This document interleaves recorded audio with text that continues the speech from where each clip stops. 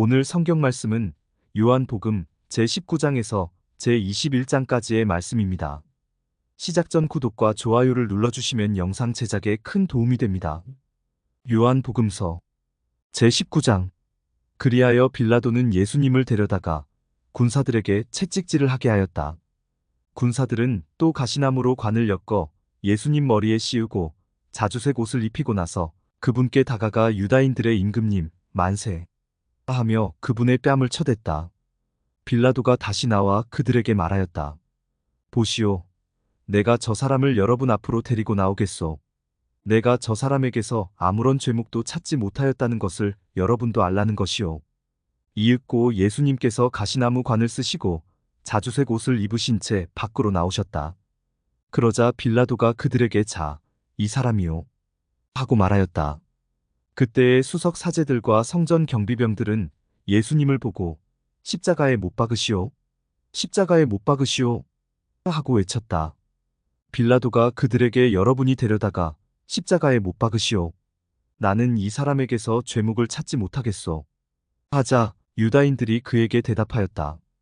우리에게는 율법이 있소. 이 율법에 따르면 그 자는 죽어 마땅하오. 자기가 하느님의 아들이라고 자처하였기 때문이오. 빌라도는 이 말을 듣고 더욱 두려운 생각이 들었다.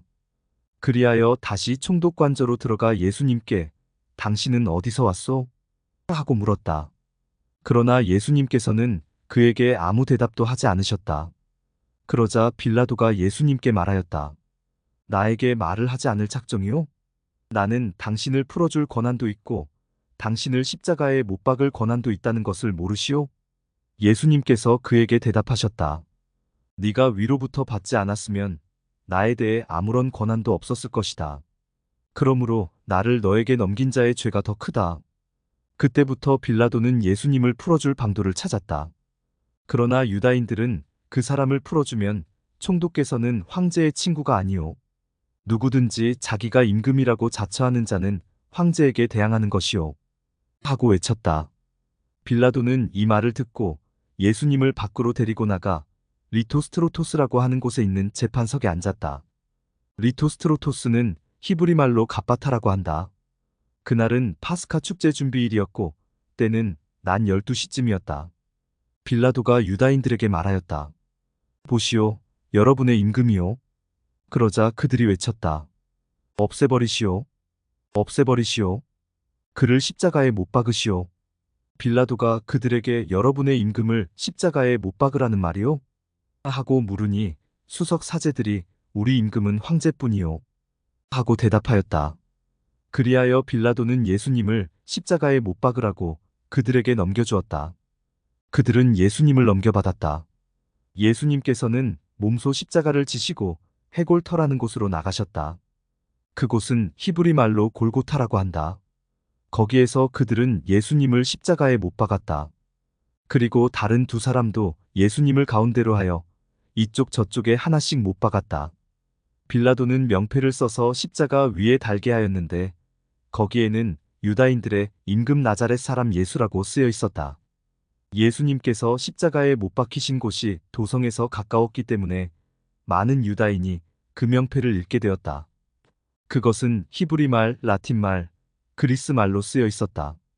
그래서 유다인들의 수석 사제들이 빌라도에게 말하였다. 유다인들의 임금이라고 쓸 것이 아니라 나는 유다인들의 임금이다. 하고 저자가 말하였다고 쓰시오. 그러나 빌라도는 내가 한 번 썼으면 그만이오. 하고 대답하였다. 군사들은 예수님을 십자가에 못 박고 나서 그분의 옷을 가져다가 네 몫으로 나누어 저마다 한 몫씩 차지하였다. 속옷도 가져갔는데 그것은 솔기가 없이 위에서부터 통으로 짠 것이었다. 그래서 그들은 서로 이것은 찢지 말고 누구 차지가 될지 제비를 뽑자 하고 말하였다. 그들이 제 옷을 저희끼리 나누어 가지고 제 속옷을 놓고서는 제비를 뽑았습니다.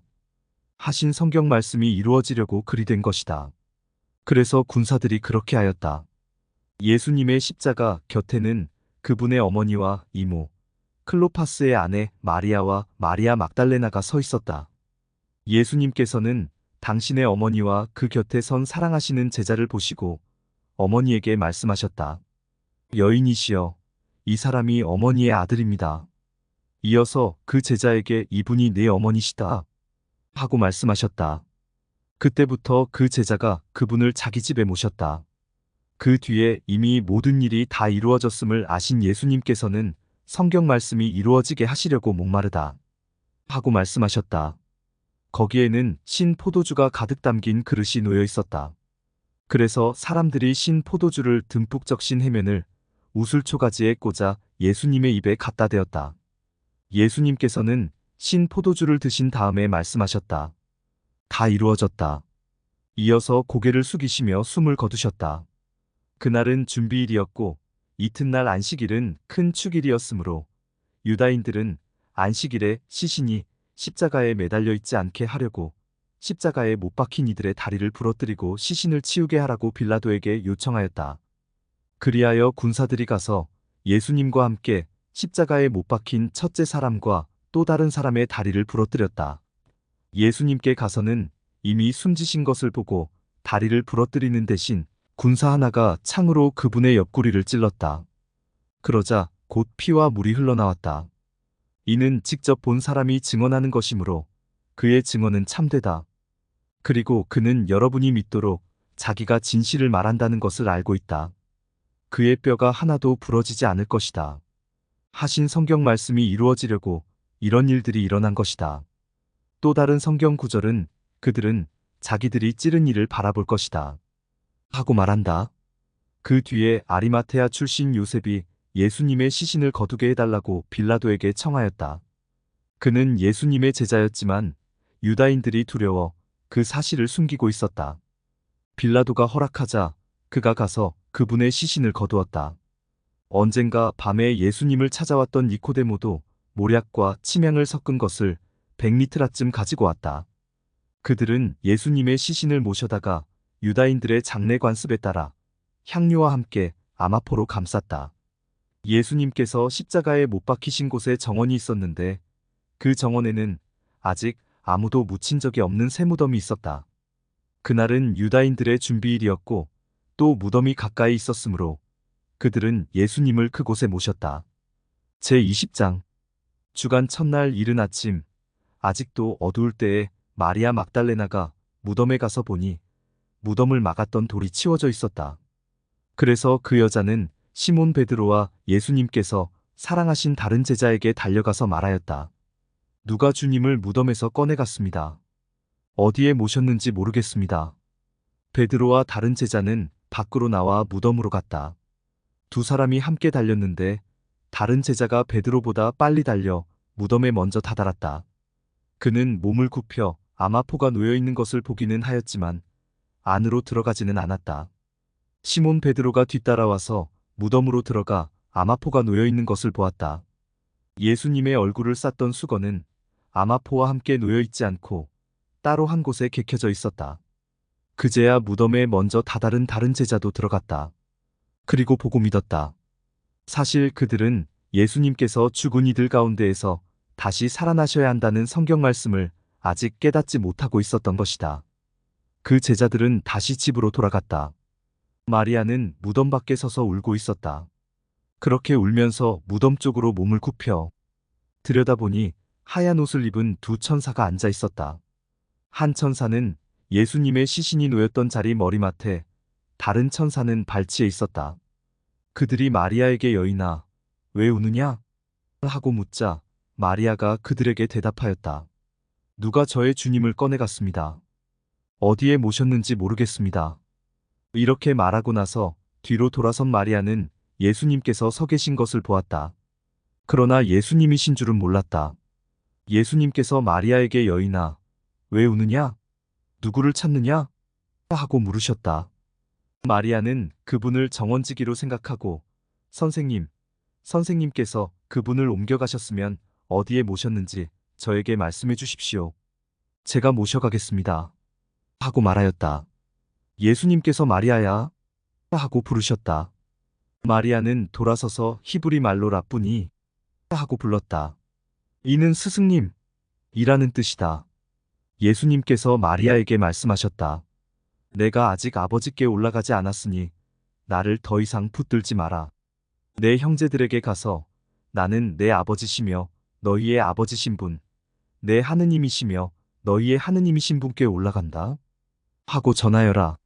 마리아 막달레나는 제자들에게 가서 제가 주님을 뵈었습니다 하면서 예수님께서 자기에게 하신 이 말씀을 전하였다. 그날 곧 주간 첫날 저녁이 되자 제자들은 유다인들이 두려워 문을 모두 잠가놓고 있었다. 그런데 예수님께서 오시어 가운데에 서시며 평화가 너희와 함께 하고 그들에게 말씀하셨다. 이렇게 말씀하시고 나서 당신의 두 손과 옆구리를 그들에게 보여주셨다. 제자들은 주님을 뵙고 기뻐하였다. 예수님께서 다시 그들에게 이르셨다. 평화가 너희와 함께. 아버지께서 나를 보내신 것처럼 나도 너희를 보낸다. 이렇게 이르시고 나서 그들에게 숨을 불어넣으며 말씀하셨다. 성령을 받아라. 너희가 누구의 죄든지 용서해주면 그가 용서를 받을 것이고 그대로 두면 그대로 남아있을 것이다. 12제자 가운데 하나로서 쌍둥이라고 불리는 토마스는 예수님께서 오셨을 때에 그들과 함께 있지 않았다. 그래서 다른 제자들이 그에게 우리는 주님을 배웠소 하고 말하였다.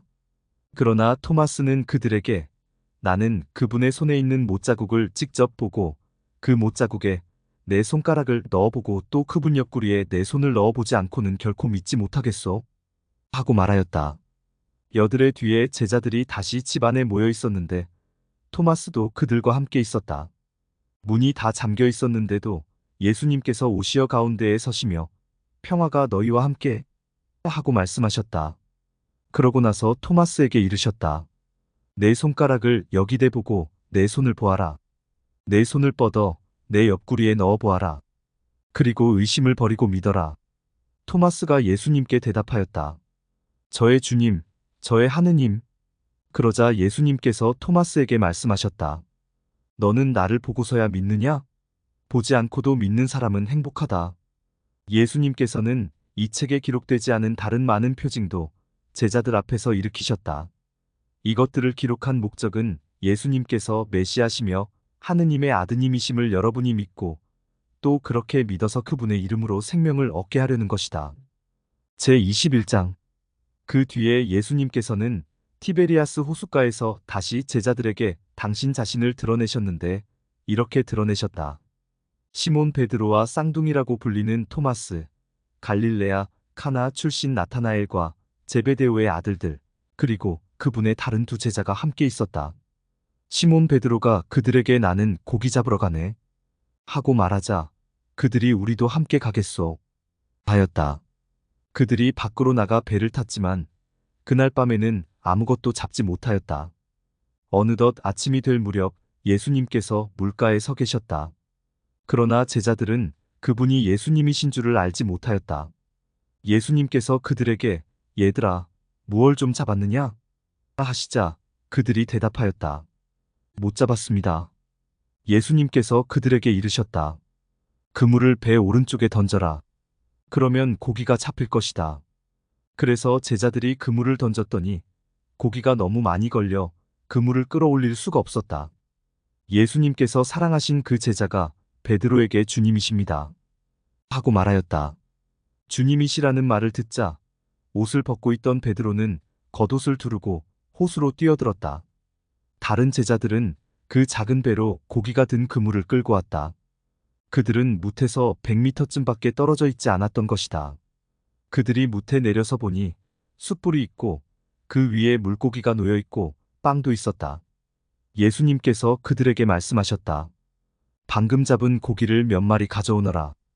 그러자 시몬 베드로가 배에 올라 그물을 뭇으로 끌어올렸다. 그 안에는 큰 고기가 153마리나 가득 들어 있었다. 고기가 그토록 많은데도 그물이 찢어지지 않았다. 예수님께서 그들에게 와서 아침을 먹어라 하고 말씀하셨다. 제자들 가운데에는 누구십니까? 하고 감히 묻는 사람이 없었다. 그분이 주님이시라는 것을 알고 있었기 때문이다. 예수님께서는 다가가셔서 빵을 들어 그들에게 주시고 고기도 그렇게 주셨다. 이렇게 예수님께서는 죽은 이들 가운데에서 되살아나신 뒤에 세 번째로 제자들에게 나타나셨다. 그들이 아침을 먹은 다음에 예수님께서 시몬 베드로에게 물으셨다.